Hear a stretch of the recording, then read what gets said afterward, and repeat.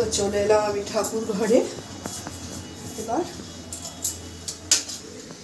আজকে পূর্ণিমা আছে, সেই জন্য একটু মানে ঠাকুর ঘরে একটু টাইম লাগবে।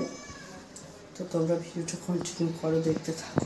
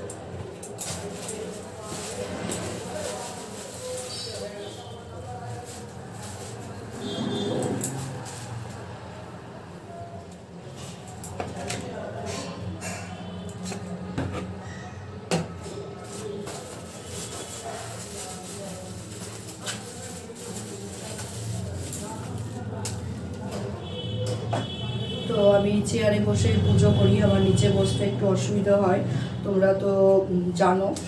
তো কিছু মনে করো না বন্ধুরা। তো আমি চেয়ারে বসেই ঠাকুরকে পুজো করার মতো করে ব্যবস্থা করে রেখেছি, আমি নিচে বসতে যেহেতু পারি না, সেই জন্য তো একটু অসুবিধা হয়। সব কিছু ওপরে তুলে রেখেছি, আর সবসময় সব কিছু ওপরে রেখে কাজ হয় না, মাঝে মধ্যে নিচেও রাখতে হয়, কিছু করার থাকে না যখন।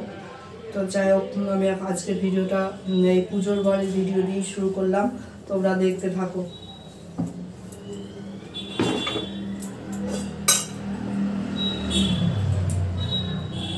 তো প্রথমে একটু গঙ্গা জল ছিটিয়ে নিচ্ছি চারিদিকে।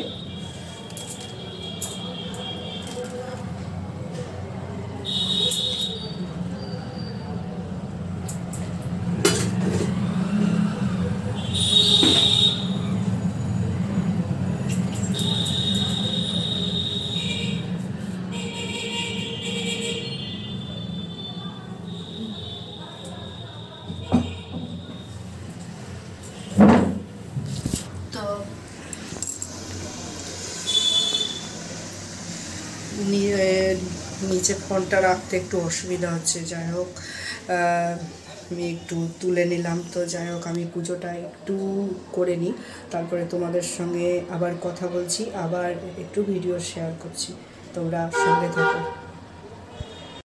তো আজকে পূর্ণিমা পুজো, সেই জন্য আমি একটু শাড়ি পরে পুজোর ঘরে এলাম। প্রতিদিন নাইটি পরেই তো পুজো করি, তো মনে হলো আজকে একটু শাড়ি পরে পুজো করি। তো আমি কিভাবে পুজো করছি ঘরে বসে সেটা তোমাদেরকে শেয়ার করছি।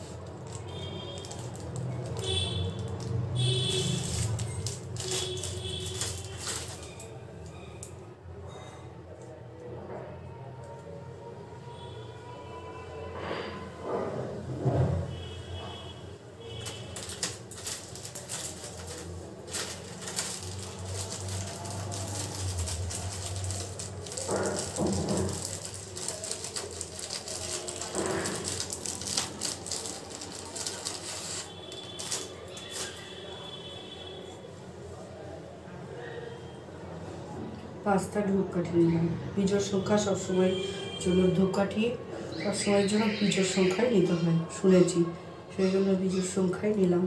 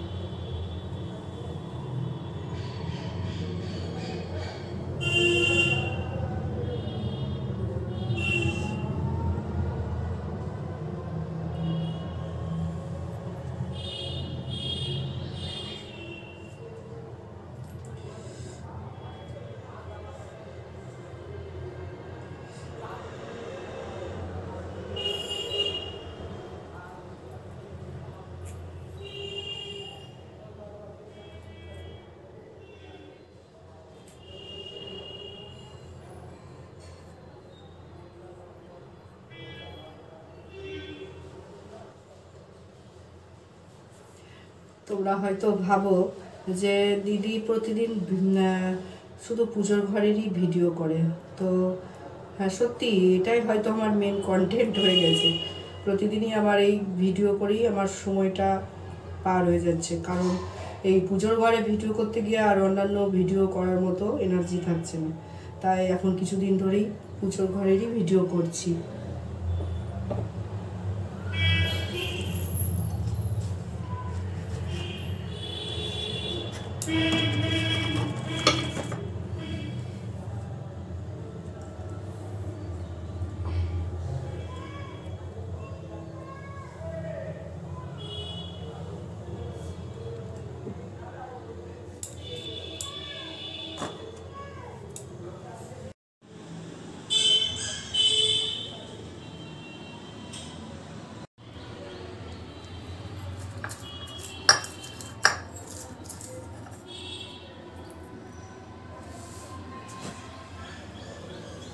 তুলসী পাতা দিয়ে দিলাম, কারণ ভোগ দেওয়ার পর শুনেছি তুলসী পাতা দিতে হয়, সেজন্য তুলসী পাতাও দেওয়া হয়ে গেল। তো এই দিকে ঠাকুরের আমার পুজো করা হয়ে গেল।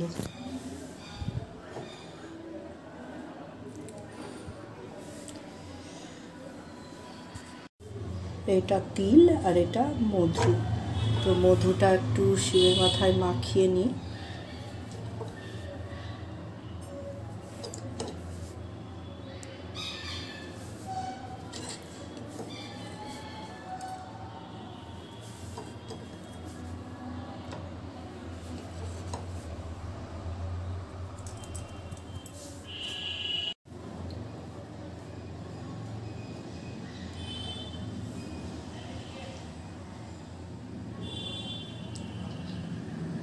একটু ঘিও দিয়ে দিলাম মাথায়, ঘি মাখিয়ে, ঘি মধু আর তিল দিলাম। এবার জল ঢেলে নেব। নমঃ শিবায়, নমঃ শিবায়, নমঃ শিবায়।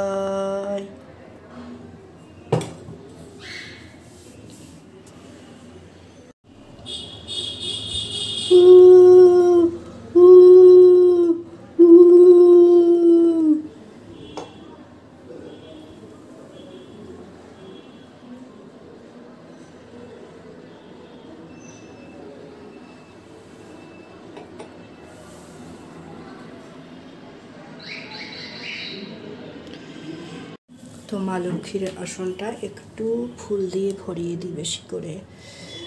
জয় মা।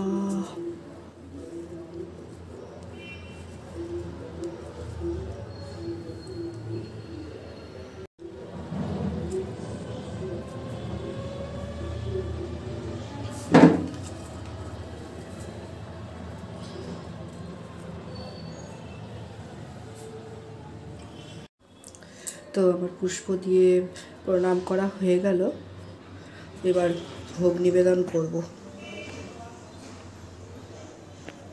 আমি পুজোটা করলাম আজকের মতো পুজোটা কমপ্লিট করলাম, মানে মর্নিংয়ের মতো পুজোটা কমপ্লিট হলো। তো ভিডিওটা ভালো লাগলে অবশ্যই একটা লাইক কমেন্ট করে আমাকে জানিও, কেমন।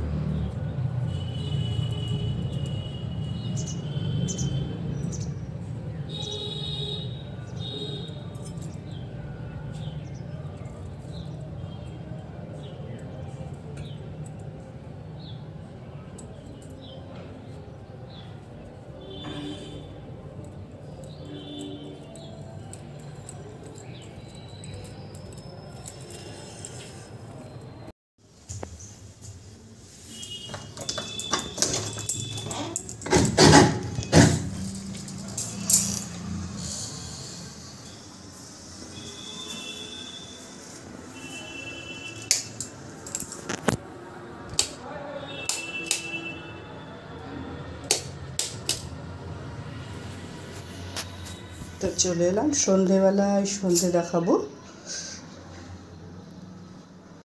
Good evening friends.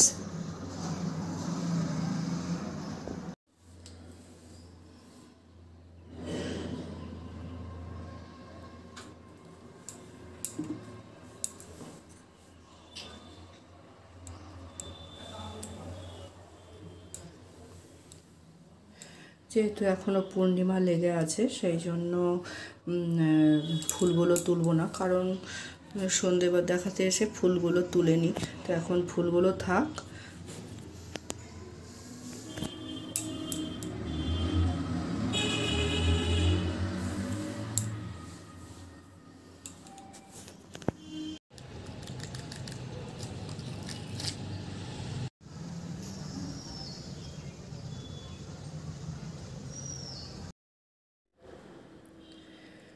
তো বন্ধুরা, আমার ভিডিওটা যারা যারা দেখছো, যাদের যাদের ভালো লাগছে, তারা অবশ্যই আমাকে আমার ভিডিওতে একটা লাইক আর একটা কমেন্ট করে জানিও যে আমার আজকের ভিডিওটা তোমাদের কেমন লাগলো। যদি ভালো লাগে সেটাও তোমরা জানিয়ে দেবে যে ভিডিওটা খুব ভালো লাগলো, আর যদি ভালো নাও লাগে সেটাও কিন্তু তোমরা জানিয়ে দেবে। তোমরা যদি ভিডিওটা দেখে তোমাদের যদি ভালো না লাগে সেটা যদি আমাকে না জানাও, তাহলে ঠিক এরকম টাইপেরই ভিডিও হয়ে যাবে তোমাদের অপছন্দের মতো।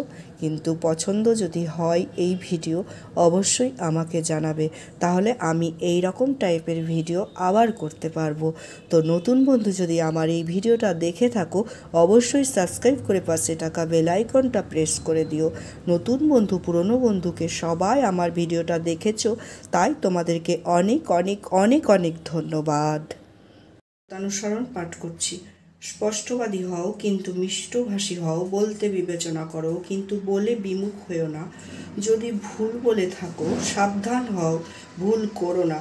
সত্য বলো কিন্তু সংহার এনো না। সৎ কথা বলা ভালো কিন্তু ভাবা অনুভব করা আরও ভালো। অসৎ কথা বলার চেয়ে সৎ কথা বলা ভালো নিশ্চয়, কিন্তু বলার সঙ্গে কাজ করাও অনুভব না থাকলে কি হলো?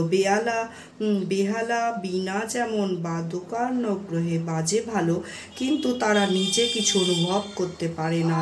যে অনুভূতির খুব গল্প করে অথচ তার লক্ষণ প্রকাশ হয় না, তার গল্পগুলি কল্পনা মাত্র বা আড়ম্বর। যত ডুববে তত বেমালুম হবে।